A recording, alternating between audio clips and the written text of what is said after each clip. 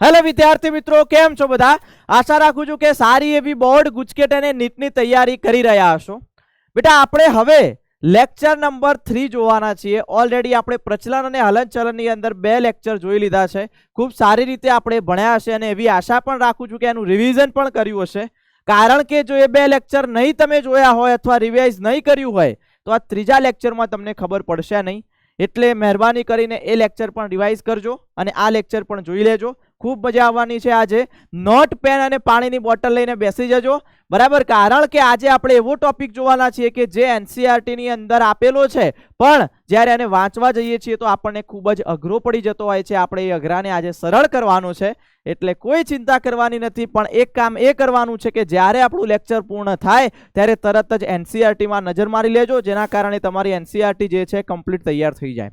Clear છે? તો શરૂઆત કરીએ છીએ આજના આપણા ધમાકેદાર સેશનની. ઓકે, તો લેક્ચર નંબર 3 પ્રચલન અને હલનચલન, લોકોમોશન એન્ડ મૂવમેન્ટ ચેપ્ટરનું છે, બરાબર? તો લાસ્ટ લેક્ચરની અંદર આપણે વાત કરીએ બેટા તો 2 ટોપિક જોયા હતા, મહત્વના ટોપિક્સ, બરાબર? આ ખરેખર ઇમ્પોર્ટન્ટ છે. આ આવડશે તો આજનું લેક્ચર ખબર પડશે.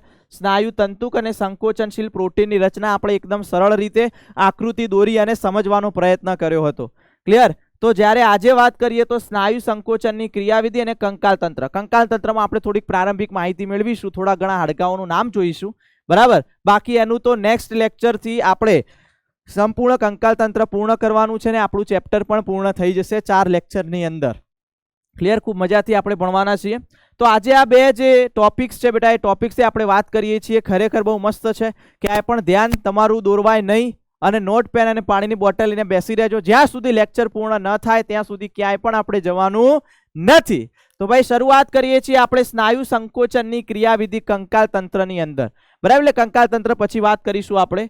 ઓકે, તો સ્નાયુ સંકોચનની ક્રિયાવિધિ બેટા, હવે જ્યારે આપણે ભણ્યા હતા છેલ્લે, તો છેલ્લા લેક્ચરોની અંદર આપણે એવી વાત કરી હતી, સ્નાયુ ભણી ગયા, સ્નાયુની અંદર કંકાલ સ્નાયુ ભણી ગયા, કંકાલ સ્નાયુની અંદર આપણે સ્નાયુ તંતુ ભણી ગયા, સ્નાયુ તંતુમાં સ્નાયુ તંતુક ભણ્યા, સ્નાયુ તંતુકમાં આઈ બીમ એ બીમ ભણ્યા, આઈ બીમની રચના ભણ્યા, એ બીમની રચના ભણ્યા. આપણે યાદ છે ને એક્ટિન તંતુ, માયોસિન તંતુ, આ બધી રચનાઓ ભણ્યા છીએ.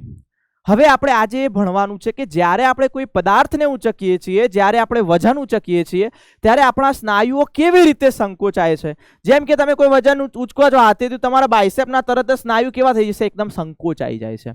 તો આવું કેવી રીતે થાય છે એના વિશે આજે આપણે ચર્ચા કરવાની છે. ખૂબ મજાનો ટોપિક છે, ઇન્ટરેસ્ટિંગ ટોપિક છે. આના કારણે આપણને ખબર પડશે કે આપણા સ્નાયુ કેવી રીતે સંકોચાય છે, કેવી રીતે શિથિલન પામે છે. ઓકે, તો ભાઈ શરૂઆત કરીએ છીએ આપણે સ્નાયુ સંકોચનની ક્રિયાવિધિ. હવે જો બેટા સ્નાયુ સંકોચનની ક્રિયાવિધિ તમારે સમજવી હોય તો એના માટે સરકતા તંતુકવાદ, બરાબર, નો નિયમ આપણે સમજવો જરૂરી છે. તો સ્નાયુ સંકોચનની ક્રિયાવિધિ કોના દ્વારા સમજાવી શકાય છે? તો સરકતા તંતુકવાદ દ્વારા સમજાવી શકાય છે. સરકતા તંતુકવાદ એટલે શું? સરકવું એટલે જેમ કે એકબીજા ઉપર સરકીએ છીએ એ રીતે સરકવું.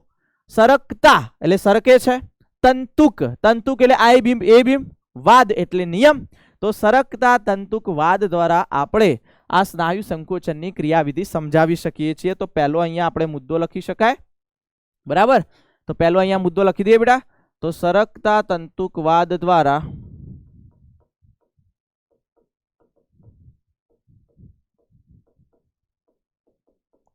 સમજાવી શકાય, બરાબર? ઓકે, ક્લિયર છે બેટા? તો એને સરકતા તંતુકવાદ દ્વારા સમજાવવામાં આવે છે. હવે સરકતા તંતુકવાદમાં થશે શું? યાદ કરો, સ્નાયુ તંતુકની મેં જ્યારે આકૃતિ દોરી હતી, 2 ઝેડ રેખા હતી, એની વચ્ચે આઈ બીમ બતા, આઈ બીમના વચ્ચે કોણ હતું? એ બીમ બતા, હતું કે નહીં આવું? એમાં આ સરકતા તંતુકવાદમાં એટલે કે જ્યારે પણ આપણે કોઈ વજન ઉંચકીએ છીએ ત્યારે સ્નાયુ સંકોચન થાય છે. તો એ સંકોચનમાં થશે શું? તો જે આઈ બીમ બતા બે સાઈડમાં, એ આઈ બીમ છે એ બીમ ઉપર સરકે છે. યાદ રાખજો, આઈ બીમ કેવા હતા? પાતળા હતા, એટલે કે પાતળા તંતુકો કહેવાય. અને વચ્ચોવચ્ચ શું આવેલો હતો? એ બીમ આવેલો હતો. તો આઈ બીમ એટલે કે પાતળા તંતુકો, એ બીમ એટલે કે જાડા તંતુકો પર સરકે છે. એ બીમ પોતાનું સ્થાન ક્યાંય પણ છોડતા નથી. એ બીમ તો ત્યાંના ત્યાં સ્થાયી રહે છે. ખાલી સરકે છે તો કોણ? આ રીતે આઈ બીમ સરકે છે. તો પાતળા તંતુકો એ જાડા તંતુકો પર સરકે છે. અહીંયા આપણે એવું લખી શકીએ. ક્લિયર છે આ વસ્તુ? ઓકે, તો અહીંયા બીજો મુદ્દો પણ આપણે અહીંયા લખવો હોય તો એ રીતે લખી શકાય બેટા. એક મિનિટ.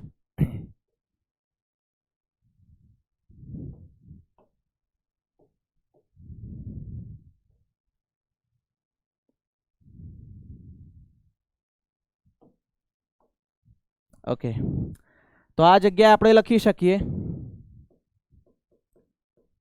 પાતળા તંતુકો એટલે કયા હશે બેટા? આઈ બિંબ એ જાડા તંતુકો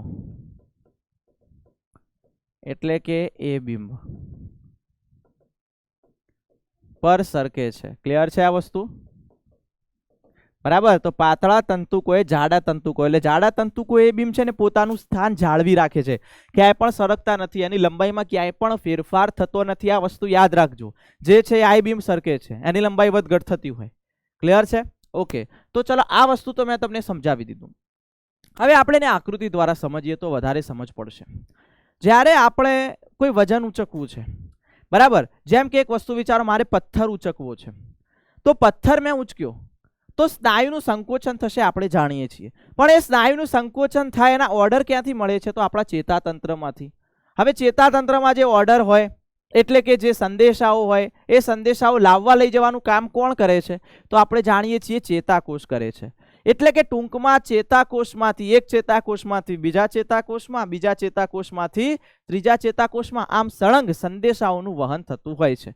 જેમ કે એક વસ્તુ વિચારો કે અહીંયા હું આકૃતિ દોરું છું, ખાસ ધ્યાન આપજો બેટા. અહીંયા ખાસ કે આ રીતે, ચલો આ ચેતાકોષ છે, આપણે આ કાચી આકૃતિ દોરીએ છીએ, બરાબર. ચલો આ ચેતાકોષ છે,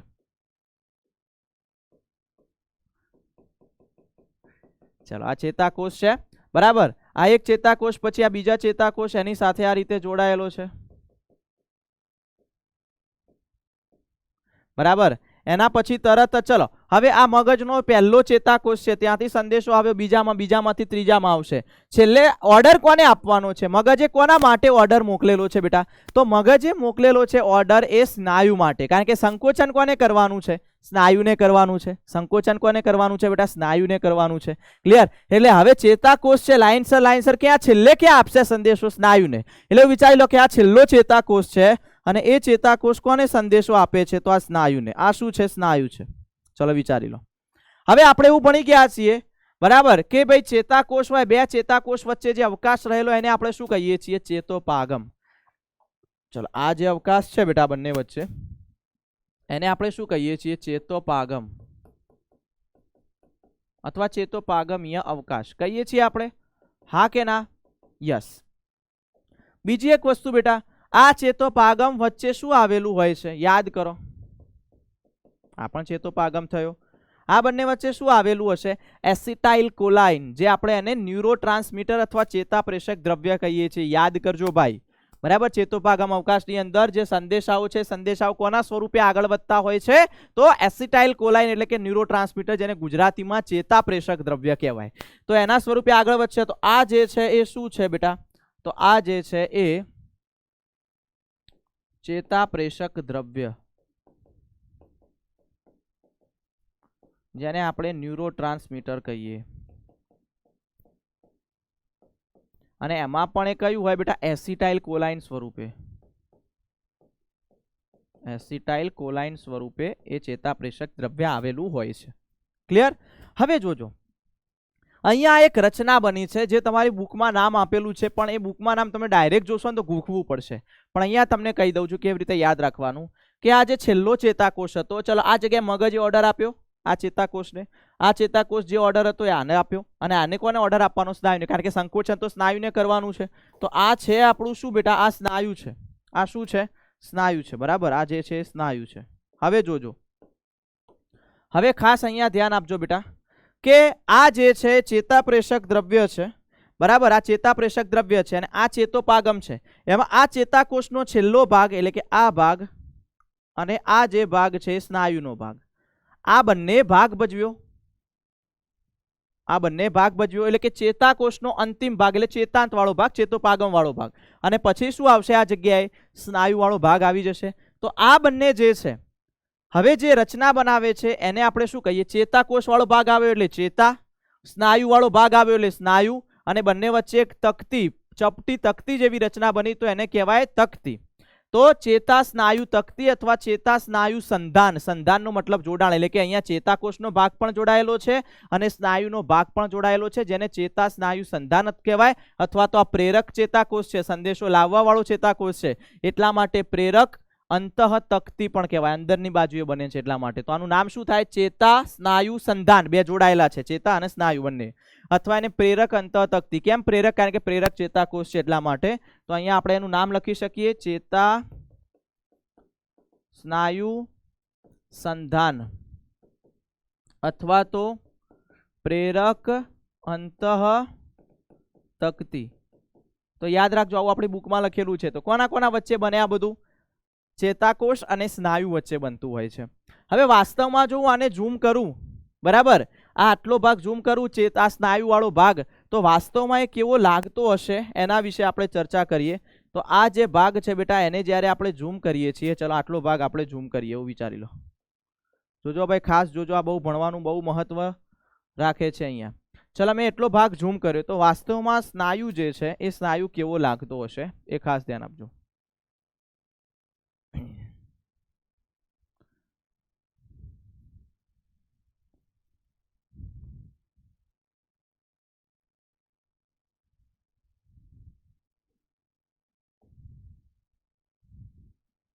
બરાબર, તો આવો સ્નાયુ હશે એક, જે મેં અહીંયા ચોરસ બોક્સ સ્વરૂપે બતાવ્યું. તો વાસ્તવમાં એનું જે એનું પટલ હોય, સ્નાયુનું પટલ, એ વાસ્તવમાં આ રીતે હોય. તમે ભણી ગયા છો ફ્લુઇડ મોઝેઇક મોડેલની અંદર, બરાબર, દ્વિસ્તરીય લિપિડનું સ્તર હોય, એની અંદર પ્રોટીન અંશતઃ અથવા સંપૂર્ણ ખૂંપેલા હોય એ રીતે. હવે ચલો, આ ચેતાકોષ હતો, એ ચેતાકોષ પછી શું આવતું હતું? એની અંદર એસિટાઇલ કોલાઇન આવતું હતું. તો આ જગ્યાએ બધી જગ્યાએ શું ભરેલું હશે બેટા? એસિટાઇલ કોલાઇન હશે. આ ચલો, આ બધી જગ્યાએ શું ભરેલું છે? એસિટાઇલ કોલાઇન. કારણ કે ચેતાકોષમાંથી જે સંદેશાઓ હોય છેલ્લે તો સ્નાયુને મળે છે, જે કયા સ્વરૂપે મળે છે? એસિટાઇલ કોલાઇન સ્વરૂપે મળતા હોય છે. ક્લિયર? હવે તમે જોજો કે હવે જે આ સંદેશાઓ છે એ સંદેશાઓમાંથી આ જે ભાગ છે બેટા, આ દરેક ભાગ પાસે શું આવેલું હોય? તો એ તમને સમજાવું છું, ધ્યાન આપજો ખાસ. આ બધા જે ભાગ છે ત્યાં Na+ આયન માર્ગો આવેલા હોય. એટલે કે બહારની બાજુએ જો સોડિયમ છે, સોડિયમને અંદર જવું હોય તો આ જે આયન માર્ગો ખુલશે, તો બહારની બાજુએ સોડિયમ છે, બધો સોડિયમ અંદર જશે. તો આ જે બધા છે બેટા, એ શું છે યાદ રાખજો, તો આ છે Na+ આયન માર્ગો. અને આ જગ્યાએથી જે બહારની બાજુએ જે Na+ છે, બધો Na+ ક્યાં જશે? તો ચલો વિચારો, અહીંયાથી જશે Na+ અંદરની બાજુએ. Na+, આ જગ્યાએ પણ Na+ આવી ગયો, હા કે ના? Na+ આવી ગયો. યસ, બહારની બાજુએ જે Na+ રહેલો છે અંદર આવશે. યસ, તો આ રીતે Na+ એની અંદરની બાજુએ પ્રવેશ કરતો હોય છે. હવે આ Na+ અંદર આવી ગયો, પણ સર Na+ નું કામ શું છે? તો મેં તમને યાદ કરો, આગળના લેક્ચરમાં કહ્યું હતું, આનાથી આગળ પહેલું લેક્ચર આપણું વિચારી લો. તો એની અંદર મેં કહ્યું હતું કે જે સ્નાયુ તંતુ હોય, સ્નાયુ તંતુની અંદર અંતઃકોષ રસ જાળ આવેલી હોય, જેને આપણે સ્નાયુ રસ જાળ કહેતા હતા. અને ત્યાં મેં એવું પણ કહ્યું હતું કે એટલું યાદ રાખજો બેટા, સ્નાયુ રસ જાળમાં કેલ્શિયમ આયનો આવેલા હોય. અને મેં એવું કહ્યું હતું કે કેલ્શિયમ આયનો વિશે આપણે ભણીશું. કેમ અત્યારે લખ્યું છે મેં, એના માટે આપણે પાછળ ભણવાનું છે. મેં એવો શબ્દ પણ વાપરેલો હતો. તો અહીંયા અંતઃકોષ રસ જાળ આવેલી હોય, હવે સ્નાયુમાં આવેલી હોય તો એને સ્નાયુ રસ જાળ કહેવાય. હોય અંતઃકોષ રસ જાળ જ, પણ એને સ્નાયુ રસ જાળ તરીકે ઓળખતા હોઈએ છીએ. તો તમે જો ભાઈ, આ જગ્યાએ ચલો આ રીતે હશે,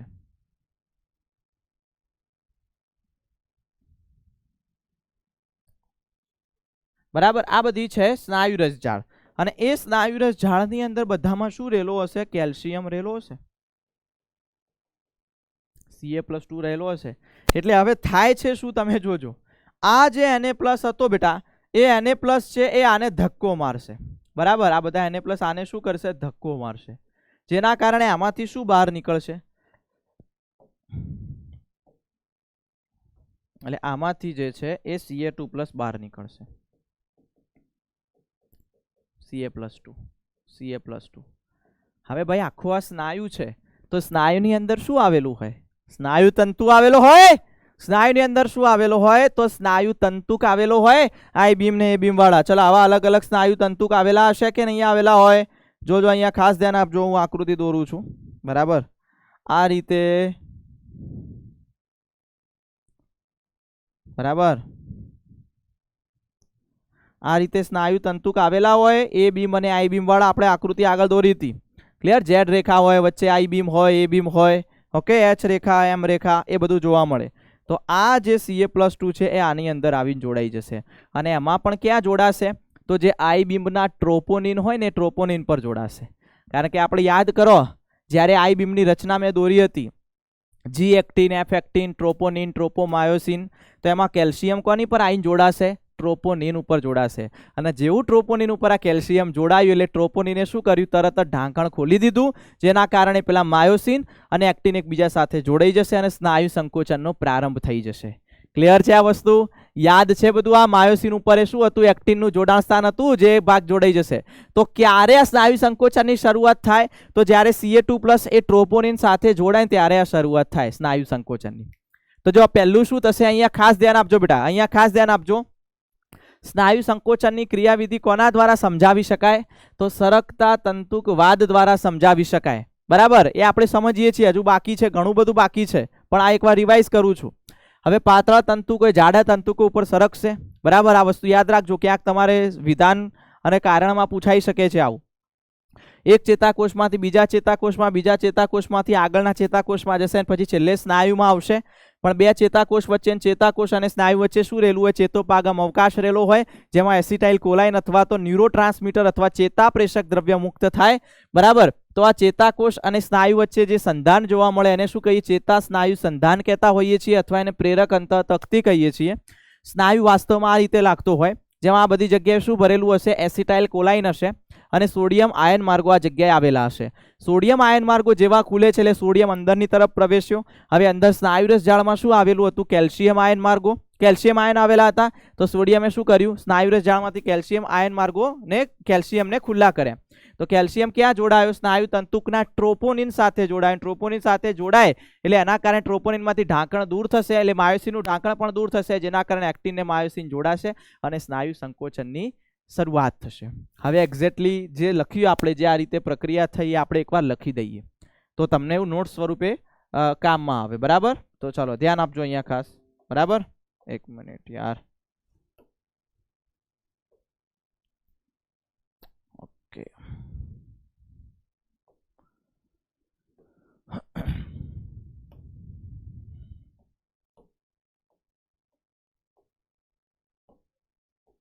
યસ, ચલો પાણી પી અને શરૂઆત કરી લઈએ બેટા આપણે. ઓકે, હા, તમે પણ પાણી પી લેજો. હા,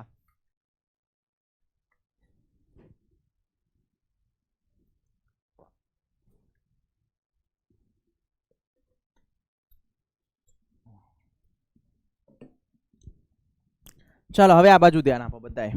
દરેકનું ધ્યાન આ બાજુ હોવું જોઈએ બેટા.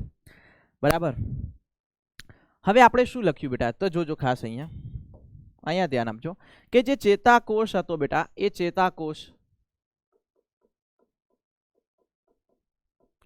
એ ચેતાકોષમાંથી જે સંદેશાઓ છે, એ સંદેશાઓ કોના સ્વરૂપે આગળ વધતા હતા? એસિટાઇલ કોલાઇન જે ન્યુરોટ્રાન્સમીટર છે એ.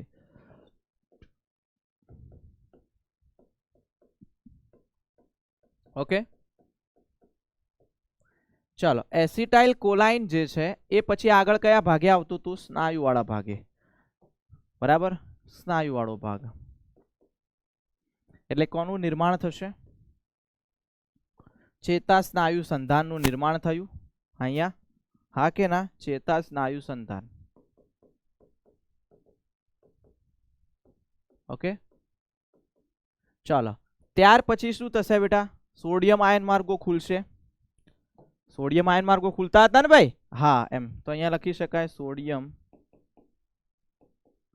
આયન માર્ગો ખુલે. ચલો બેટા, સોડિયમ આયન માર્ગો ખુલશે એટલે શું થશે? સોડિયમ સ્નાયુમાં પ્રવેશશે. હા કે ના? યસ,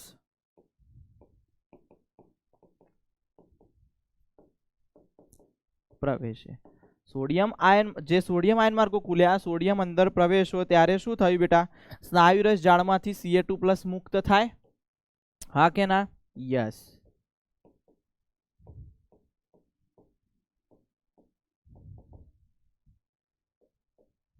Ca2+ મુક્ત થાય.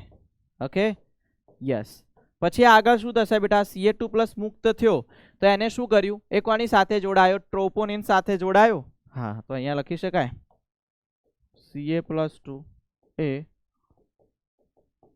ટ્રોપોનિન સાથે જોડાય. ટ્રોપોનિન સાથે જોડાયો એટલે તરત કઈ ઘટના થઈ? એક્ટિન અને માયોસિન એકબીજા સાથે જોડાય. બરાબર, કઈ ઘટના થશે બેટા? એક્ટિન અને માયોસિન એકબીજા સાથે જોડાય.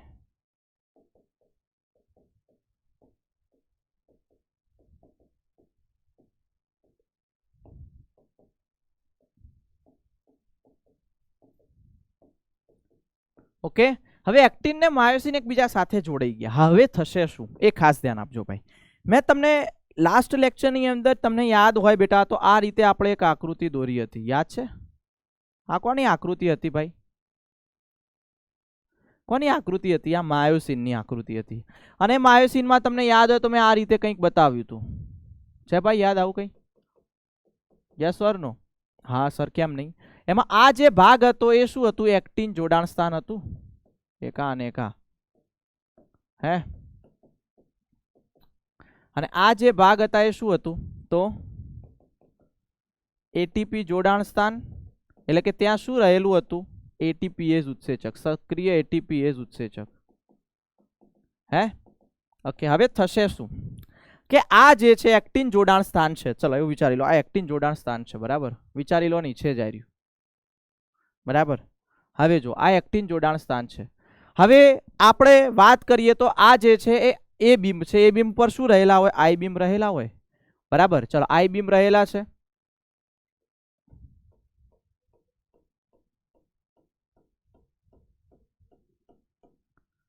ચલો ભાઈ, આ રીતે આઈ બીમ રહેલા છે એવું વિચારી લો.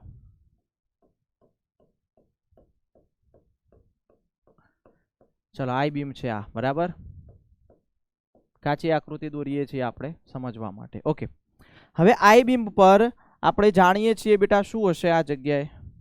એક મિનિટ. હા, આ જગ્યાએ આપણે જાણીએ છીએ શું હોય?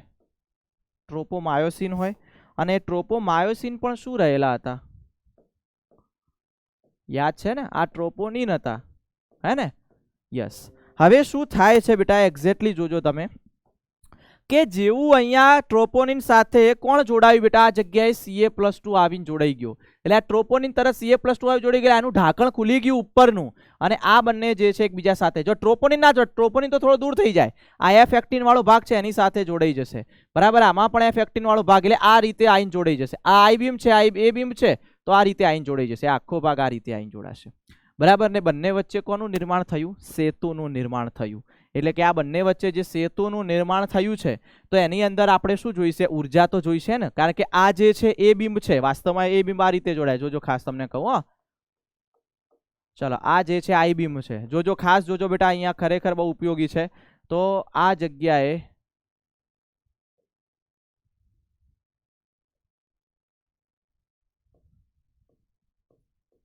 આ રીતે જોડાય, આ રીતે સેતુ નિર્માણ થયું. આ એ બીમ છે, આ આઈ બીમ છે, અને આ એ બીમ છે. બરાબર, આ બંને આ રીતે જોડાઈ ગયા. અને આ જોડાવા માટે આ એ બીમને, આઈ બીમને પકડી રહેવા માટે કોની જરૂર પડે? એનર્જીની તો જરૂર પડશે. અને એ એનર્જી આજુબાજુ ક્યાંક ભટકતી હશે. કયા સ્વરૂપે? એટીપી સ્વરૂપે. તો તરત જ અહીંયા એટીપી સ્વરૂપે અંદર આવી જશે. અને કોણ રહેલો છે? ઉત્સેચક એટીપીએસ. અને આ એટીપીએસ ઉત્સેચક એટીપી નું શેમાં રૂપાંતર કરી દેશે બેટા? તો એડીપી અને ઇનઓર્ગેનિક ફોસ્ફેટ, એટલે કે અકાર્બનિક ફોસ્ફેટ, પીઆઈ. પીઆઈ એટલે અકાર્બનિક ફોસ્ફેટમાં રૂપાંતર કરી દેશે, જેથી આને ઉર્જા વાપરી કોના માટે? સેતુ નિર્માણ માટે. તો આ જે થયું છે એને શું કહીએ આપણે? સેતુ નિર્માણ. અને સેતુ નિર્માણની અંદર એટીપી વપરાઈ જાય છે. એટલે જો તમને એવો પ્રશ્ન પૂછવામાં આવે કે જે સેતુ નિર્માણ છે એ સેતુ નિર્માણની અંદર એટીપી ની હાજરી કે ગેરહાજરી, તો ત્યાં તમારે લખવાનું ગેરહાજરી. કેમ? કારણ કે એટીપી અહીંયા ના જોવા મળે. જ્યારે સેતુ નિર્માણ છે ત્યારે એટીપી ના જોવા મળે. કેમ? એટીપી વપરાઈ ગઈ છે, વપરાઈ ગઈ જોવા મળે ના. તો શું જોવા મળે છે? એડીપી અને અકાર્બનિક ફોસ્ફેટ જોવા મળે. એટલે સેતુ નિર્માણ વખતે એટીપી ની ગેરહાજરી. કેમ ગેરહાજરી? કારણ કે ત્યાં શું જોવા મળે છે? એડીપી અને ઇનઓર્ગેનિક ફોસ્ફેટ જોવા મળે છે. ખ્યાલ આવ્યો કે નહીં? તો આ રીતે સેતુ નિર્માણ થશે. આ રીતે શું થશે? સેતુ નિર્માણ. બરાબર, ઓકે, યસ, ઓકે. તો અહીંયા આપણે લખી શકીએ એક્ટિન અને માયોસિન એકબીજા સાથે જોડાય ત્યારે શું થશે? તો એટીપી વપરાય છે. બરાબર, અહીંયા લખી શકાય બંને જોડાયા એટલે એટીપી નું જળ વિભાજન થાય છે. અને એટીપી નું જળ વિભાજન થાય ત્યારે શું બન્યું બેટા? સેતુ નિર્માણ. અને ભાઈ અહીંયા સેતુ નિર્માણ થાય, બરાબર, એટલે તમે એક વસ્તુ વિચારી લેજો. જોજો અહીંયા હું દોરું છું આકૃતિ, ખાસ ધ્યાન આપજો બેટા.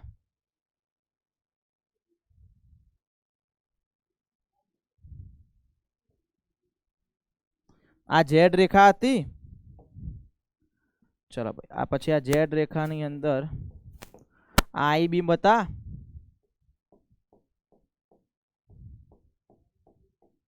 ચલો વચ્ચે કયા બીમ હતા? એ બીમ હતા. આ રીતે મેં આકૃતિ કંઈક દોરી હતી, યાદ હોય તો. નીચે પાછા આઈ બીમ આપણે દોરી લઈએ.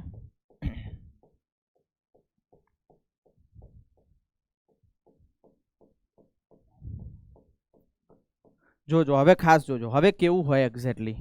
હવે મેં તમને એ બીમ ની સાદી રચના દોરી, પણ વાસ્તવમાં એ બીમ કેવા લાગતા હોય બેટા? આ રીતે લાગતા હોય. મેં તમને કહ્યું હતું.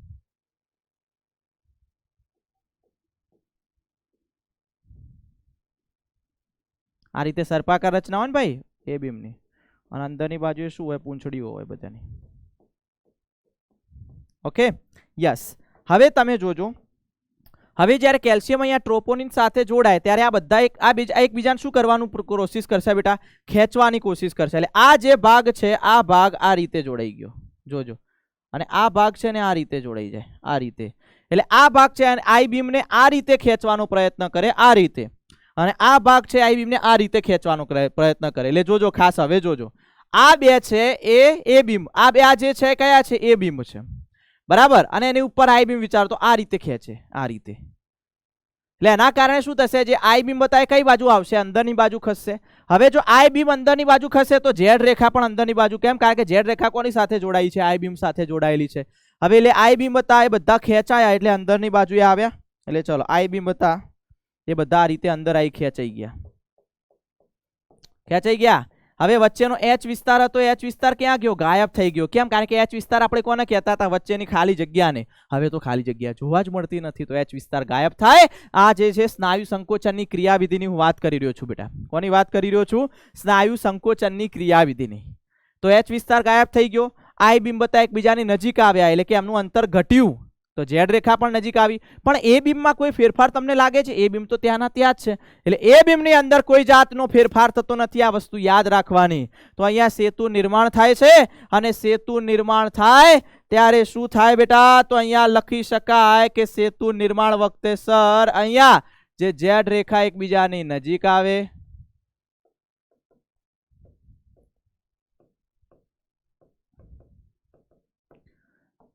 જેથી આઈ બીમ એકબીજાની નજીક આવે,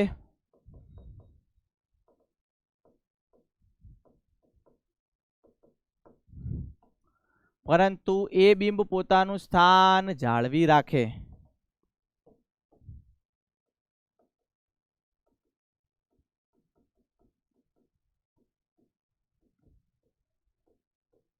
જાળવી રાખે છે.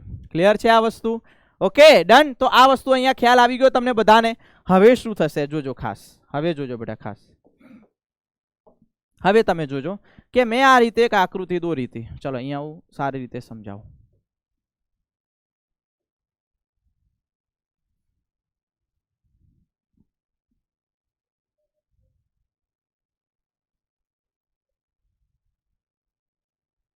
ઓકે,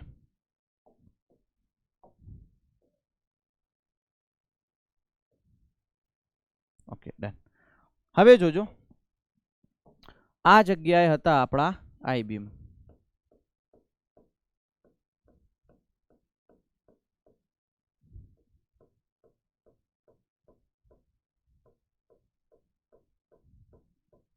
ઓકે, આ જગ્યાએ પણ આઈ બીમ હતા.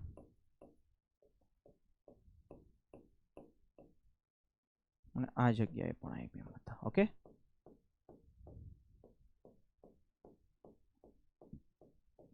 બરાબર. અને આ જગ્યાએ જે હતા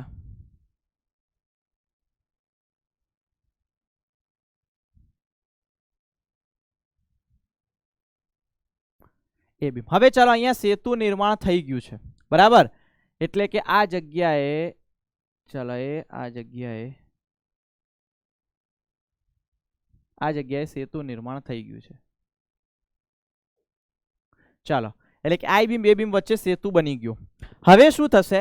આ એકબીજાને ખેંચશે એટલે નજીક આવશે, પણ હજુ વધારે સંકોચન કરવું હોય તો આ ભાગને છોડીને આ ભાગે વધારે ખેંચવું પડે. જેમ કે એક વસ્તુ વિચારો, આ ભાગ છે, મારે આ પેન્સિલ, આ જે પેન છે, મારે આ બાજુ લાવી છે, તો મેં પહેલા આ જગ્યાએ પકડ્યું તો આ બાજુ આવી. હજુ પણ મારે લાવી તો આ ભાગ છોડીને આ ભાગે પકડવું પડે વધારે ખેંચવા માટે. એમ આ પણ એવું કરશે. માયોસિન છે, પહેલા એકવાર આ બાજુ જેટલું ખેંચવું છે એટલું ખેંચી લેશે, પછી આ ભાગ છોડશે ને પછી આ જગ્યાએ પકડશે, પાછું એને ખેંચશે, આ ભાગ છોડીને આ પકડશે ને આ પાછું ખેંચશે. બરાબર? એટલે વધારેમાં વધારે સ્નાયુ સંકોચન કરવા માટે એને છોડવું પડે છે. જે તોડવું પડે, છોડવું પડે, એને કહેવાય બંધ તૂટે, સેતુ નિર્માણ તૂટે. પણ હવે એને સેતુ નિર્માણ તોડવું હોય, જેમ કે ચલો મારે આ જગ્યાએ મેં બરાબરનું કસ્તી પકડી રાખ્યું છે. કેમ બરાબરનું કસ્તી પકડી રાખ્યું છે મેં? કેમ એનર્જીથી પકડ્યું? કારણ કે મેં એટીપી લીધી હતી. હવે જો આને છોડું છું, મારે બીજી વાર પકડવું હોય તો મારે એટીપી તો જોઈશે જ.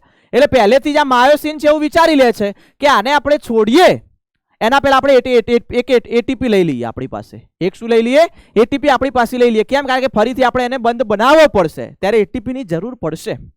તો જ્યારે પણ અહીંયા સેતુ નિર્માણ તૂટે છે એટલે એટીપી ગ્રહણ કરી લે છે, પણ એટીપી હાલ વાપરવાની નથી. એટીપી ક્યારે વાપરવાની? જ્યારે બીજું સેતુ નિર્માણ થતું હોય ત્યારે વાપરવાની છે. એટલે જો તમને એવો પ્રશ્ન પૂછાય કે સેતુ નિર્માણ તૂટે ત્યારે એટીપીની હાજરી હોય કે ગેરહાજરી, તો હાજરી હોય. કારણ કે એટીપી એમનેમ જ પડી રહ્યું હોય. એટીપી આ સેતુ નિર્માણ તૂટ્યું છે તો એટીપી તો એની અંદર સંગ્રહાયેલું છે, એનું એડીપી ફોસ્ફેટ તો બન્યું જ નથી. કેમ? કારણ કે વાપરવાનું હાલ નથી. વાપરાશે ક્યારે? જ્યારે બીજી વાર સેતુ નિર્માણ થશે ત્યારે વપરાશે, અને સેતુ નિર્માણ થશે ત્યારે વપરાશે, ત્યારે એટીપી ની હાજરી ના હોય. કેમ? કારણ કે એનું એડીપી અને ફોસ્ફેટમાં રૂપાંતર થઈ ગયું. તો આ પ્રશ્ન પૂછાય તો યાદ રાખજો, સેતુ નિર્માણ વખતે એટીપી ની ગેરહાજરી, પણ સેતુ તૂટે ત્યારે એટીપી ની હાજરી. ક્લિયર છે? તો આ રીતે જે સેતુ છે તૂટે છે ત્યારે એટીપી ની હાજરી હોય છે. તો અહીં લખી શકાય, સેતુ નિર્માણ વખતે એટીપી ની ગેરહાજરી. જ્યારે સેતુ તૂટે ત્યારે એટીપી ની હાજરી. Okay, done. તો આમાં બેટા હવે ક્યાંય પણ કન્ફ્યુઝન ન થવું જોઈએ, આપણને ખબર પડે છે આજે કહેવા માંગુ છું એ. Okay, done. ચલો સર, આ તો હવે ખબર પડી ગઈ આપણને. બરાબર. પણ હવે ક્યારે સ્નાયુ શિથિલન પામશે? પોતાની મૂળ અવસ્થામાં ક્યારે આવશે? જેમ કે ભાઈ આઈ બીમ હતા, આઈ બીમ પહેલા આ રીતે હતા, ઝેડ રેખા દૂર હતી, પણ હવે જે છે એ પહેલાના જેવી પરિસ્થિતિ ક્યારે આવશે? તો બેટા આ જગ્યાએ જે કેલ્શિયમ આયનો મુક્ત થયા હતા એ કેલ્શિયમ આયનો પાછા સ્નાયુરસ જાળમાં જાય ત્યારે શિથિલનની પ્રક્રિયા થઈ જશે. તો ક્યારે શિથિલન થશે? સ્નાયુ શિથિલ ક્યારે થશે? શિથિલ એટલે પોતાની મૂળ અવસ્થા. તો જ્યારે કેલ્શિયમ આયનો પાછા સ્નાયુરસમાં જશે ત્યારે. ક્લિયર? તો અહીંયા લખી શકાય,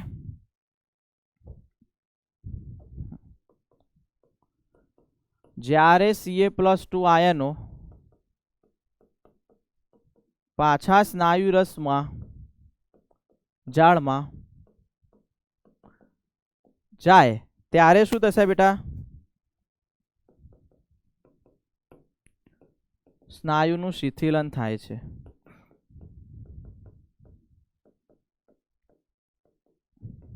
ત્યારે શું થશે બેટા? તો સ્નાયુનું શિથિલન થાય છે. આ વસ્તુ ક્લિયર થાય અહીંયા? ઓકે, તો આ રીતે સ્નાયુનું સંકોચન અને શિથિલન થાય છે. તો જો ભાઈ અહીંયા ખાસ આપણે શું ભણ્યા? બરાબર, આ રીતે કેવી રીતે સ્નાયુનું સંકોચન શિથિલન. એનસીઆરટીમાં આટલું ડિટેલમાં નથી સમજાવ્યું ને આકૃતિ દોરીને નથી સમજાવેલું, મેં તમને અહીંયા સમજાવી લીધું. ક્લિયર છે? આ પણ એકવાર તમે જોઈ લો. આપણે થિયરી સ્વરૂપે પણ લખ્યું અને આ બાજુ આકૃતિ પણ દોરી બીજી. બરાબર, અને છેલ્લે એનું શિથિલન પણ સમજાવી લીધું. હવે તમે જુઓ, તમારી આપણી બુકની અંદર શું આપ્યું છે આપણને. ઓકે, ચલો બતાવી લઈએ તમને. ઓકે, જો હવે આ એક્ટિન તંતુક છે જેને આપણે આઈ બીમ કહીએ છીએ, અને આ છે માયોસિન. બરાબર, હવે જોજો ખાસ કે જ્યારે બંનેને સેતુ બનાવવો હોય ત્યારે એટીપી ગ્રહણ કરી, અને એટીપી ગ્રહણ કરીને શું બનાવ્યું? એડીપી અને ફોસ્ફેટ બની ગયું. એટલે કે સેતુ નિર્માણ વખતે એટીપી જોવા મળતી જ નથી. જો ક્યાં એટીપી જોવા મળી? ના. કેમ? કારણ કે એટીપી નું શું બની ગયું છે? ADP phosphate. એટલે સેતુ નિર્માણ વખતે એટીપી જોવા મળે નહીં. હવે ચલો એકદમ મજબૂત, અહીંયા તમે જો મજબૂત આખું શું જોવા મળે છે? સેતુ નિર્માણ જોવા મળે છે, એકદમ મજબૂતાઈથી જોડાઈ ગયા હોય એવું. ઓકે, હવે સેતુ નિર્માણ થઈ ગયું અહીંયા. હવે જો આ સરકવું એટલે હવે જે માયોસિન છે પોતાની તરફ ખેંચશે એટલે આઈ બીમની લંબાઈ ટૂંકી થશે. એ બીમ તો ત્યાંના ત્યાં જ રહ્યો, આ એ બીમની લંબાઈ ટૂંકી થઈ. હવે ચલો હજુ એને પણ આગળથી ખેંચવાની જરૂર પડશે તો પાછું સેતુ તોડશે એટલે સેતુ નિર્માણ તૂટશે, અને સેતુ નિર્માણ તૂટે એના પહેલા શું લઈ લેશે? એટીપી ગ્રહણ કરશે. કેમ? કારણ કે ફરીથી સેતુ બનાવવાનો હોય એટલે એટીપી ની વાપરવાની જરૂર પડશે ને, એટલે સેતુ તૂટે ત્યારે એટીપી એમના એમ રહે છે, એટલે એટીપી ની હાજરી છે. પાછી આ ઘટના થશે, પછી આ ઘટના, પછી આ અને આ. ક્લિયર? તો આ રીતે સ્ટેપ બાય સ્ટેપ ઘટના થાય છે. મેં આના કરતા સરળ આકૃતિ દોરીને આપણે સમજી ગયા છીએ. ઓકે, ડન છે. ચલો આગળ. હવે તમે અહીંયા જોઈ શકો છો બેટા કે આ રીતે આ તમે જુઓ, ખાસ અહીંયા જોજો. ખાસ અહીંયા આપણને 3 આકૃતિ આપી છે, 1 2 અને 3. જ્યારે આપણે કોઈ પણ વજન ઉચકતા નથી, એટલે કે આપણા સ્નાયુ નોર્મલ હાલતમાં છે ત્યારે આવા હોય. એટલે જો આ આઈ બીમ છે, આ પણ આઈ બીમ છે, અને આ લાંબો એ બીમ છે. આઈ બીમ, આઈ બીમ, એ બીમ, બરાબર. વચ્ચે એચ વિસ્તાર કમ્પ્લીટ દેખાય છે. જો આ ખાલી વાળો ભાગ છે બધો એચ વિસ્તાર વાળો ભાગ છે, કમ્પ્લીટ દેખાય છે જ્યારે આપણે કોઈ વસ્તુ ઉચકતા નથી. પણ જેવું થોડુંક વજન ઉચકું એટલે મારા સ્નાયુ સંકોચાય એટલે તરત જ આઈ બીમ એકબીજાની નજીક આવે. આઈ બીમ એકબીજા નજીક આવે તો જો ઝેડ રેખા પણ નજીક આવી. પહેલા ઝેડ રેખા આ જગ્યાએ હતી, હવે આ જગ્યાએ નજીક આવી ગઈ. પણ એ બીમની લંબાઈમાં કોઈ ફેરફાર થયો ના. હજુ હું વધારે વજન ઉચકું છું, જ્યારે મહત્તમ સંકોચન થાય ત્યારે શું થશે? આઈ બીમ જો એકબીજા ઉપર આવી ગયા એટલે એચ વિસ્તાર તો આખો ગાયબ થઈ ગયો. આમાં થોડો જ દેખાતો હતો, આમાં કમ્પ્લીટલી ગાયબ થઈ ગયો. જુઓ, પણ એ બીમની લંબાઈમાં કોઈ ફેરફાર પડ્યો નથી અને ઝેડ રેખા હજુ પણ નજીક આવી. તો આ મહત્તમ સંકોચન થાય. તો જ્યારે સ્નાયુ સંકોચન થાય ત્યારે કઈ ઘટનાઓ થાય ધ્યાન આપજો. પહેલા તો આઈ બીમ ટૂંકા થાય, એ બીમની લંબાઈમાં કોઈ ફેરફાર ના પડે, એચ પ્રદેશ અદ્રશ્ય થાય, જોવા મળે જ નહીં, અને બીજું ઝેડ રેખા પણ એકબીજાની નજીક આવે છે. ક્લિયર છે આ વસ્તુ? ડન. ચલો ભાઈ, એ વસ્તુ તો આપણને ખબર પડી ગઈ. ઓકે, ચલો. હવે અહીંયા બેટા ખાસ ધ્યાન આપજો. આપણી બુકની અંદર બેટા 2 સ્નાયુઓ વિશે સમજાવ્યું છે. એક છે લાલ સ્નાયુઓ, બીજા છે સફેદ સ્નાયુ. તો લાલ તંતુ અથવા સફેદ તંતુ પણ કહો, એનો એક તફાવત સ્વરૂપે આપણને આપેલું છે, જોઈ લઈએ. આપણા શરીરમાં ક્યાંક લાલ સ્નાયુઓ જોવા મળે, ક્યાંક સફેદ સ્નાયુઓ જોવા મળે. શું છે આ બંનેમાં ફરક? કેમ પેલા લાલ છે, પેલા સફેદ છે? બરાબર. તો એની અંદર શું કન્ટેન્ટ આવેલું હોય એ પણ આપણે જોઈ લઈએ. તો જોજો, એક બાજુ હું લખું છું લાલ તંતુઓ, બરાબર, અને બીજી બાજુ લખું છું સફેદ તંતુઓ, બરાબર. લાલ તંતુઓ અને સફેદ તંતુઓ. Okay,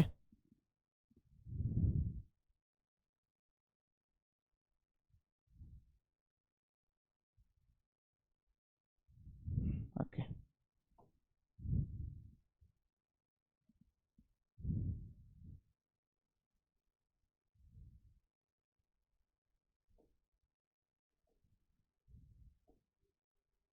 okay, done.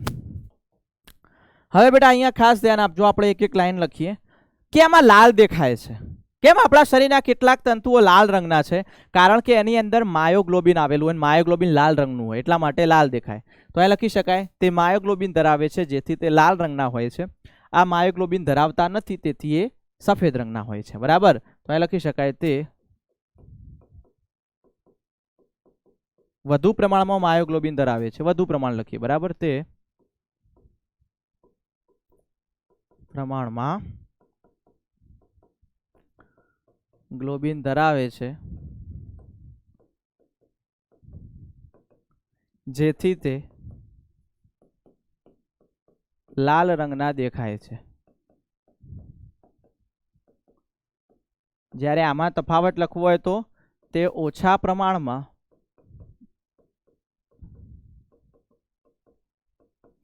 માયોગ્લોબિન ધરાવે છે,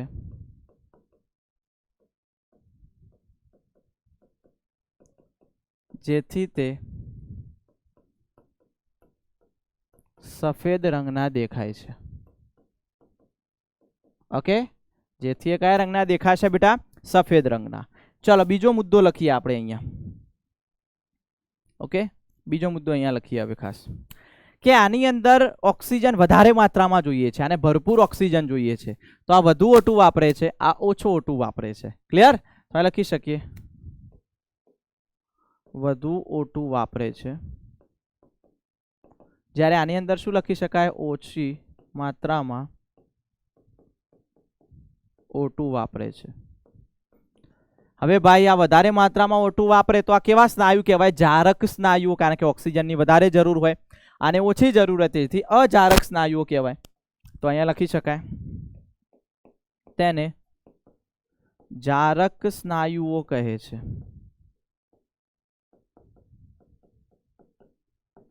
અને અહીંયા શું લખી શકાય? તેને અજારક સ્નાયુઓ કહે છે. બીજી બેટા એક વસ્તુ યાદ રાખજો કે આની અંદર વધુ માત્રામાં કણાભસૂત્ર આવેલા હોય એટલે એનર્જી વધારે ઉત્પન્ન થાય. આમાં ઓછી માત્રામાં કણાભસૂત્ર આવેલા હોય એટલે એનર્જી ઓછી માત્રામાં ઉત્પન્ન થાય. તો અહીંયા લખી શકાય વધુ માત્રામાં કણાભસૂત્રો ધરાવે. અને અહીંયા શું લખી શકાય? ઓછી માત્રામાં કણાભસૂત્રો ધરાવે છે. ઓછી માત્રામાં. બરાબર છે. પણ અહીંયા એક બીજી વસ્તુ યાદ રાખજો, આની અંદર સ્નાયુ રસ જાળ ઓછી હોય જ્યારે આમાં સ્નાયુ રસ જાળ વધારે હોય. જેમાં યાદ કરો જેમાં કેલ્શિયમ આવેલો હોય એ. બરાબર. તો અહીંયા લખી શકાય ઓછી માત્રામાં સ્નાયુ રસ જાળ ધરાવે.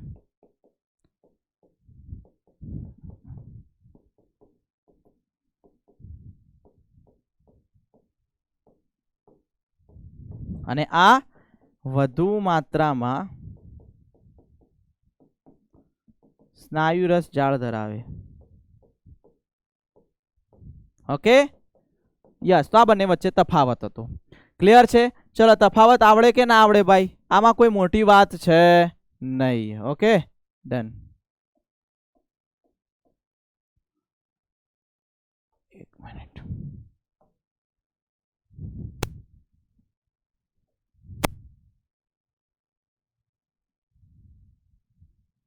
યસ. હવે બેટા એક નોંધ સ્વરૂપે આપણે અહીંયા એક વસ્તુ લખીએ છીએ, ધ્યાન આપજો ખાસ. નોંધ કે જ્યારે આપણા ગ્લાયકોજનનું અજારક વિઘટન થાય ત્યારે આપણા સ્નાયુમાં કોનો ભરાવો થાય છે? લેક્ટિક એસિડનો. જેના કારણે આપણને દુખાવો થતું હોય છે. જેમ કે તમે વધારે કસરત કરો તો આપણા પગના સ્નાયુમાં દુખાવો થાય, હાથના સ્નાયુ ના દુખે, શરીરમાં જે સ્નાયુઓ છે દુખાવો થાય. કેમ? કારણ કે જ્યારે વધારે કસરત કરી આપણા શરીરને વધારે ઓક્સિજનની જરૂર પડી, પણ એ ઓક્સિજન બધી જગ્યાએ પહોંચી ના શક્યો સ્નાયુમાં. એટલે જે ગ્લાયકોજનનું વિઘટન થવાનું હતું એ ગ્લાયકોજનનું વિઘટન ઓક્સિજનની ગેરહાજરીમાં થયું. જેના કારણે શું બન્યું? ગેરહાજરીમાં થયું તો લેક્ટિક એસિડ. અને લેક્ટિક એસિડનો ભરાવો થતો ગયો ક્યાં? સ્નાયુમાં. લેક્ટિક એસિડનો ભરાવો થાય ને ત્યારે સ્નાયુ દુખવા લાગે. બરાબર. તો અહીંયા લખી શકાય શું લખી શકાય? ગ્લાયકોજનના એક મિનિટ ગ્લાયકોજનના અજારક વિઘટનને કારણે સ્નાયુમાં લેક્ટિક એસિડનો ભરાવો થાય છે.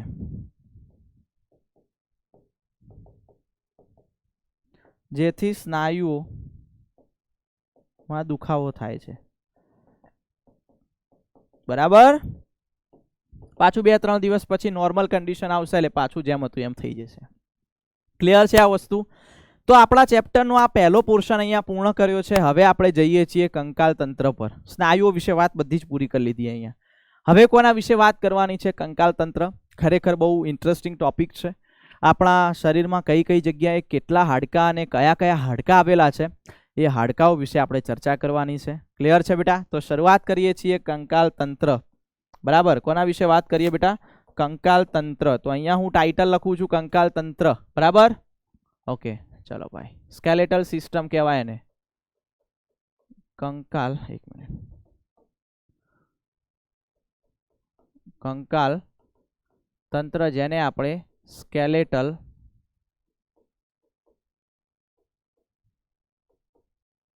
સિસ્ટમ કહીએ છીએ.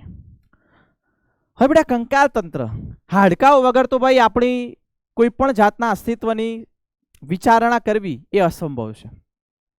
અને એ જે કંકાલ તંત્ર છે, કંકાલ તંત્ર કોનું બનેલું છે? તો અસ્થિનું બનેલું છે અને થોડાક કાસ્થીનું બનેલું છે. કારણ કે હાડકા બે ટાઈપના હોય. એકદમ મજબૂત તમને જ્યાં જોવા મળે, તમે જ્યાં પણ હાથ તમે તમારો ફેરવો અને જ્યાં મજબૂત જોવા મળે શરીરમાં, એ છે આપણા અસ્થિ. અને જ્યાં તમે સરળતાથી વાળી શકો, જેમ કે કાનનો ભાગ, નાકનો ભાગ છે, આ ગળાનો જે ભાગ છે, એ બધા કાસ્થી છે. તો આપણું જે કંકાલ તંત્ર છે કોનું બનેલું છે? અસ્થિઓ અને કાસ્તીઓનું બનેલું છે. તો અહીંયા આપણે લખી શકીએ, બે ભાગ પાડી દઈએ ફ્લોચાર્ટમાં, હે ને? હા, તો અહીંયા લખી શકાય.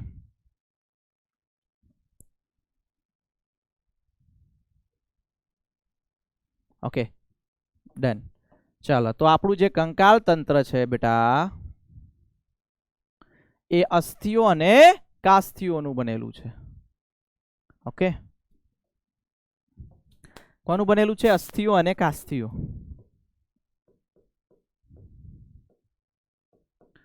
કાસ્થીઓ. અને મેં તમને હમણાં એવું કહ્યું કે અસ્થિ છે વધારે મજબૂત હોય છે, કાસ્થી નરમ હોય છે. એનું કારણ શું છે બેટા? કારણ કે જે અસ્થિઓ છે એ અસ્થિઓની અંદર કેલ્શિયમ ક્ષારો આવેલા હોય, અને કેલ્શિયમ જેની અંદર આવેલું હોય હંમેશા મજબૂત હોય. તો અહીંયા લખી શકાય, અસ્થિઓની અંદર કયા ક્ષારો આવેલા હોય? Ca2+ ક્ષારો આવેલા હોય.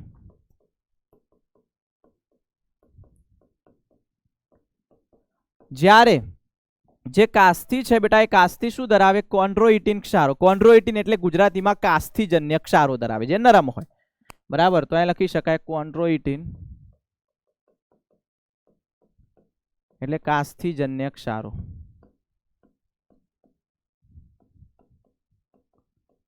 ધરાવે. એટલે આ Ca2+ ક્ષારો ધરાવે છે, એના કારણે વધુ મજબૂત હોય. કેવું હશે બેટા? વધુ મજબૂત હોય. અને આ કોન્ડ્રોઇટિન ક્ષારો ધરાવે છે એટલે કે નરમ હોય છે. કેવું હશે બેટા? એ નરમ હશે. આ મજબૂત હશે અને આ નરમ હશે. ક્લિયર? બીજી તમને એક વાત કરી લો બેટા, કે જે આપણું શરીરનું જે કંકાલ તંત્ર છે એ આપણે કહ્યું કે અસ્થિ કાસ્તીનું બનેલું છે, પણ કેટલા અસ્થિઓનું બનેલું છે? તો 206 અસ્થિ. આપણા આખા શરીરમાં કેટલા હાડકા છે? તો 206 હાડકા છે, થોડા ઘણા કાસ્તી છે. પણ આપણે હાડકા વિશે જ વાત કરવાની છે અહીંયા. બરાબર, તો અહીંયા આપણે લખીએ, ખાસ ધ્યાન આપજો બેટા, જે આપણા શરીરનું કંકાલ તંત્ર છે, કંકાલ તંત્ર, એ કંકાલ તંત્રની અંદર ઓકે,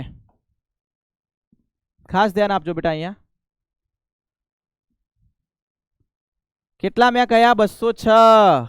બરાબર, તો અહીંયા લખી શકાય 206 અસ્થિઓ અને કેટલાક કાસ્તીઓ. બરાબર, અને કેટલાક કાસ્તીઓ.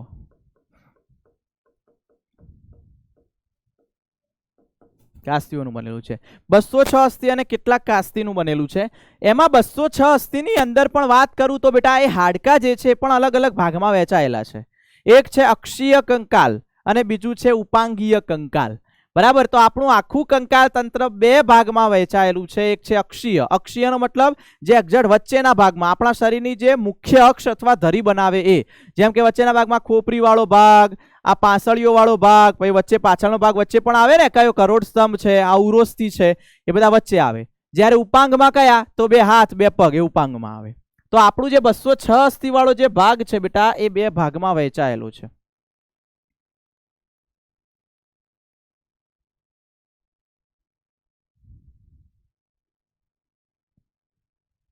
ઓકે, બે ભાગમાં વહેંચાયેલો છે. અહીંયા ખાસ ધ્યાન આપજો.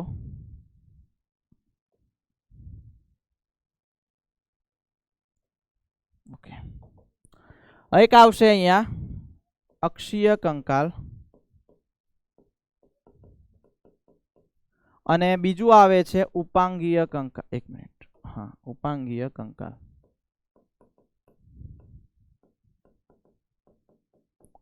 અક્ષીય કંકાલ અને ઉપાંગીય કંકાલ.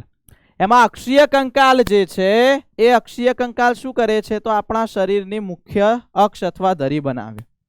તો આપણા શરીરની મુખ્ય અક્ષ અથવા ધરી બનાવે, વચ્ચેના ભાગમાં આવેલું હોય. આપણા શરીરની મુખ્ય અક્ષ અથવા ધરી બનાવે. હવે અક્ષીય કંકાલમાં કોનો કોનો સમાવેશ થાય? તો મેં કહ્યું એમ, એક તો ખોપરી, પછી પાંસળીઓ, કરોડ સ્તંભ અને વચ્ચોવચ્ચ જે છાતીનું હાડકું છે જેને કહેવાય ઉરોસ્થિ, એનો સમાવેશ થાય. તો આની અંદર કોનો કોનો સમાવેશ થશે અહીંયા હું લખી દઉં. તો અહીંયા આવશે એક તો ખોપરી પ્લસ કરોડ સ્તંભ પ્લસ પાંસળીઓ પ્લસ ઉરોસ્થિ, આટલાનો સમાવેશ થાય. અને એક બીજી વાત પણ યાદ રાખજો બેટા, અક્ષીય કંકાલ છે તો એમાં કેટલા હાડકા આવેલા હોય? તો અક્ષીય કંકાલમાં બેટા 80 હાડકા આવેલા હોય, જેની વાત કરીશ. ઉપાંગીય કંકાલ આપણે પછી ભણવાનું છે એટલે એના વિશે હું વાત કરીશ પછી. 120 જેટલા હાડકા હોય, બરાબર, બાકી બધી મેખલા હોય. ઓકે, તો આ જે છે અક્ષીય કંકાલ 80 હાડકાઓ ધરાવે. ટોટલ આપણે 206 હાડકા કરવાના છે. ક્લિયર? એ જ્યારે આપણું લાસ્ટ લેક્ચર આવશે એમાં બધા ગણતરી કરીને બતાવી દઈશ કે કેટલા 206 કેવી રીતે થયા એ. ઓકે, ક્યાં કેટલા હાડકા આવેલા હોય. તો આપણા અક્ષીય કંકાલ વિશે પહેલા ભણીએ. એમાં ખોપરી, કરોડ સ્તંભ, પાંસળીઓ, ઉરોસ્થિ આવેલું હોય. હવે પહેલું ભણીએ ખોપરી વિશે. બરાબર, પહેલું આપણે કોના વિશે ભણીએ બેટા? ખોપરી વિશે ભણીએ આપણે. અને ખોપરીમાં કેટલા હાડકા હોય? તો 22 હાડકા આવેલા હોય. તો ચલો અહીંયા હું લખું છું પહેલું ખોપરી વિશે. બરાબર, ધ્યાન આપજો બેટા. ખોપરી જે છે એ ખોપરીમાં કેટલા હાડકા આવેલા હશે ભાઈ? 22. તો 22 અસ્થિ ધરાવે. અને એમાં પણ 2 ભાગ પડે છે ખોપરીના. એક આ મસ્તક વાળો ભાગ અને આગળનો ચહેરા વાળો ભાગ. તો મસ્તકમાં 8 હાડકા હોય, ચહેરામાં 14 હાડકા હોય. બરાબર, ખોપરી આખી કહેવાય, આખો ભાગ ખોપરી કહેવાય, પણ એમાં મસ્તક માથાવાળો ભાગ અને ચહેરા વાળો ભાગ એમ અલગ પડે છે. બરાબર, તો અહીંયા આપણે લખી શકીએ એમાં પણ 2 ભાગ પડે, 22 અસ્થિ, એટલે કે 8 અને 14 રીતે.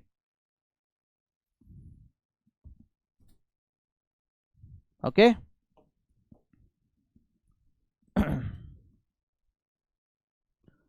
આ બાજુ 1 અને આ બાજુ 2.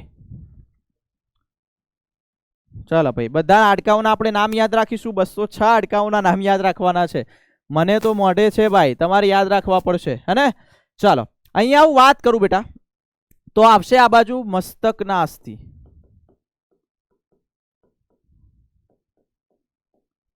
અને આ બાજુ કયા આવશે? ચહેરાના અસ્થિ.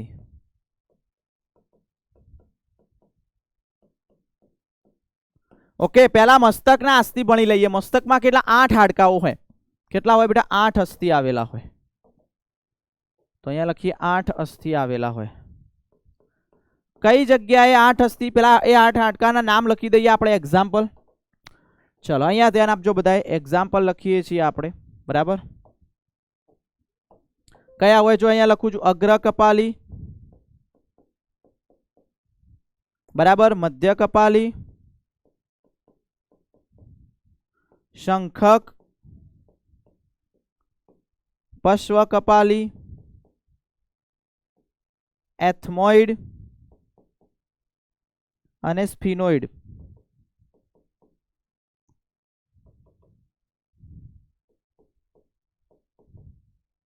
એમાં અગ્ર કપાલી 1 હોય, મધ્ય કપાલી 2 હોય, શંખક પણ 2 હોય, પશ્વ કપાલી 1, એથમોઇડ 1 અને સ્ફિનોઇડ પણ 1. કેટલા થયા? 1 2 3 4 5 6 7 8. ટોટલ 8 અસ્થિ થઈ ગયા. હા કે ના? 8 અસ્થિ થઈ ગયા. આ બધા મસ્તકના હાડકા છે, યાદ રાખવાનું છે. એમાં જે સ્ફિનોઇડ છે ને, સ્ફિનોઇડમાં એક નાની ગુહા આવેલી હોય જેને સેલા ટર્સિકા કહેવાય. અને સેલા ટર્સિકામાં પિટ્યુટરી ગ્રંથિ ગોઠવાયેલી હોય. નાની એક ગુહા એટલે ગુફા જેવો ભાગ, જેમાં સેલા ટર્સિકામાં પિટ્યુટરી ગ્રંથિ ગોઠવાયેલી હોય. બરાબર, ઓકે.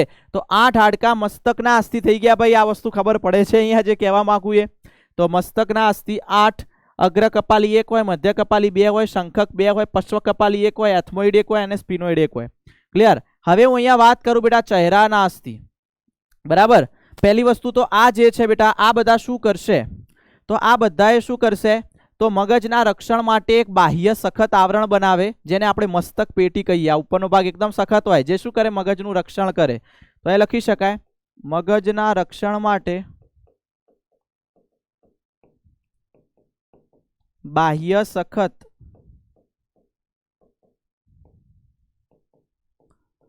આવરણ બનાવે, જેને શું કહીશું આપણે? મસ્તક પેટી કહે છે. ક્લિયર છે? ચલો, ચહેરાના અસ્થિ કેટલા હશે બેટા? 14 અસ્થિ આવેલા હશે અહીંયા. કેટલા અસ્થિ હશે? 14 અસ્થિ. આપણે નામ લખી દઈએ બધાના. चलो एग्जाम्पल लखीए पहला। एग्जाम्पल कया गया है तो खास ध्यान आपजो। अहींया हूँ लखुं छुं एग्जाम्पल। तो पहलू आवशे अंतस्थ नासास्थी कोणची।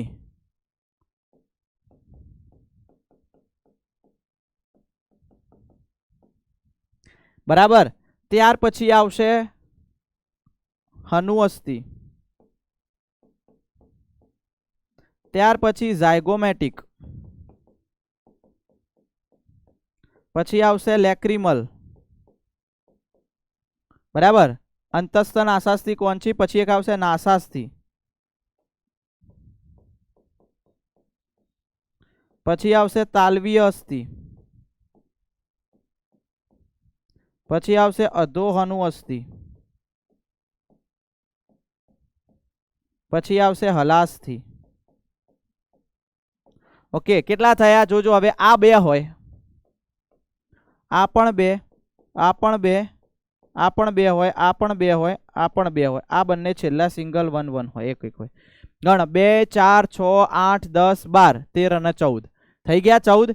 તો 14 અસ્થિ આવેલા હોય બરાબર ચહેરાના અસ્થિ જે આપણા જે ખોપરીનો આગળનો ભાગ રચે છે એ ચહેરો।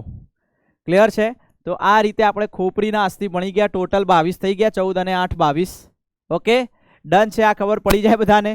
यस चलो आ वस्तु क्लियर थी गई अहींया बराबर। चलो अहींया तमने आपेलू छे तमे खोपरी जोई शको छो क्या कयुं अस्थि आवेलू होय ए जोजो के भाई। चलो आ अग्र कपाली वाळो भाग छे आखो एक बराबर। आ मध्य कपाली वाळो भाग छे आखो एक। क्लियर। पछी आ शंखक वाळो भाग तमे जोई शको छो आ बराबर। यस पछी आ पश्व कपाली वाळो भाग छे। क्लियर। पश्व कपाली अस्थि। यस आ बे भागमां आवेलू है पश्व कपाली। पछी आ द्वित अस्थि भणवानुं बाकी छे। आ अधोहनु होय जे आपणे हमણાં चेहरामां भण्या ए बराबर। आ हनु पछी ઝાયગોમેટિક होय आ भाग। क्लियर। आ स्फिनोइड होय बराबर जेमां मैं कीधुं सेला टर्सिका वाળી जे गुहा हती एमां पिट्यूटरी ग्रंथि आवेली होय। आ एथमोइड, आ लेक्रिमल। ओके आ नासास्थि। चलो बधा आवी गया टूंकमां। द्वित अस्थि जीभना नीचे आवेलुं यू आकारनुं अस्थि जे आपणे नेक्स्ट लेक्चरमां भणवाना छीए। कानना पछी बधा उरोस्थि ने बधुं नेक्स्ट लेक्चरमां आवशे। क्लियर छे बेटा आ वस्तु खबर पड़ी जाए तमने। ओके चलो हवे आपणे टॉपिक वाइज एमसीक्यू भणीए। ओके हवे तो आवडवा जोईए बेटा टॉपिक वाइज एमसीक्यू जो आपणे अहींया भण्या होय तो आटलुं बराबर क्लियर सरळ रीते। चेता स्नायु संधान अथवा प्रेरक अंतःतक्ती खाली जग्यानी वच्चे होय छे। तो આપણે જાણીએ છીએ બેટા એક તો પ્રેરક ચેતાકોષ અને સ્નાયુ તંતુ પડ વચ્ચે એટલે કે સ્નાયુ તંતુ વચ્ચે પ્રેરક ચેતાકોષ અને સ્નાયુ તંતુ પડ વચ્ચે। ઓકે બરાબર। તો જવાબ આવશે ઓપ્શન 1। ભણાવી દીધું તું મેં આકૃતિ દોરીને। યસ ચલો નેક્સ્ટ। સ્નાયુ સંકોચનની ક્રિયાવિધિ દરમિયાન Ca+2 ખાલી જગ્યાની સાથે જોડાય છે। ટ્રોપોનિન સાથે જોડાશે। સ્નાયુ ક્રિયા દરમિયાન Ca+2 કોની સાથે ટ્રોપોનિન સાથે જોડાશે યાદ કરો જેના કારણે ઢાંકણ ખુલતું હતું અને એક્ટિન ને માયોસિન એકબીજા સાથે જોડાતા એટલે ઓપ્શન કયો આવશે અહીંયા એ આવશે। નેક્સ્ટ નીચેનામાંથી યોગ્ય વિકલ્પ પસંદ કરો। આના ઉપર મેં ભાર મૂકીને કહ્યું હતું સેતુ નિર્માણ દરમિયાન એટીપી ગેરહાજર હોય કેમ કારણ કે એડીપી ફોસ્ફેટ બની ગયું એટલે જ્યારે સેતુ તૂટે ત્યારે એટીપી સચવાયેલી હોય બરાબર એટલે એટીપી ની હાજરી એટલે પહેલો જ ઓપ્શન સેટ થાય છે। તો જવાબ કયો આવશે ઓપ્શન એ આવશે। ક્લિયર।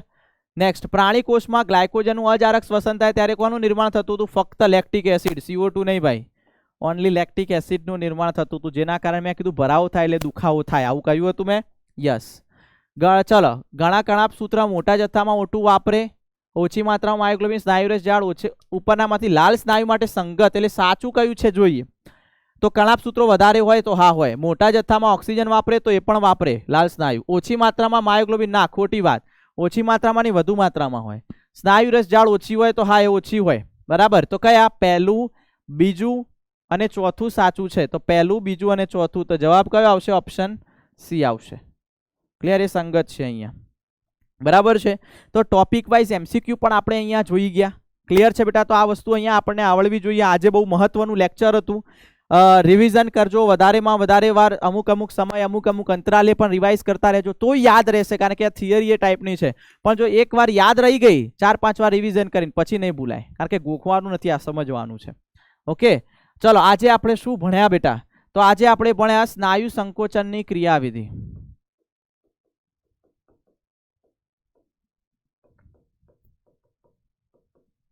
શું ભણ્યા બેટા સ્નાયુ સંકોચનની ક્રિયાવિધિ ભણ્યા આપણે. ઓકે, ચલો એ વાત કરી લીધી. એના પછી આપણે કંકાલ તંત્ર વિશે વાત કરી. કંકાલ તંત્રમાં આપણે અક્ષીય કંકાલ ભણ્યા. અક્ષીય કંકાલ હજુ બાકી છે, પૂરું નથી થયું, પણ એની અંદર આપણે ખોપરી વિશે વાત કરી. અને ખોપરીમાં કયા આવશે? તો મસ્તક અને ચહેરાના અસ્થિ. આટલી વાત કરી ભાઈ? Yes or no? યસ. તો આ રીતે આપણે વાત કરી. સમરી લેક્ચર પણ જોઈ લીધું. હવે બેટા હોમવર્કની અંદર હું તમને કહું છું એટલું કરી લેજો. ખાસ પહેલા તો એનસીઈઆરટી વાંચી લેજો. આજે જેટલું ચાલ્યું ને એટલું એનસીઈઆરટી રીડિંગ કરી લેજો, બરાબર. પછી ડીપીપી સોલ્વ કરજો ભાઈ.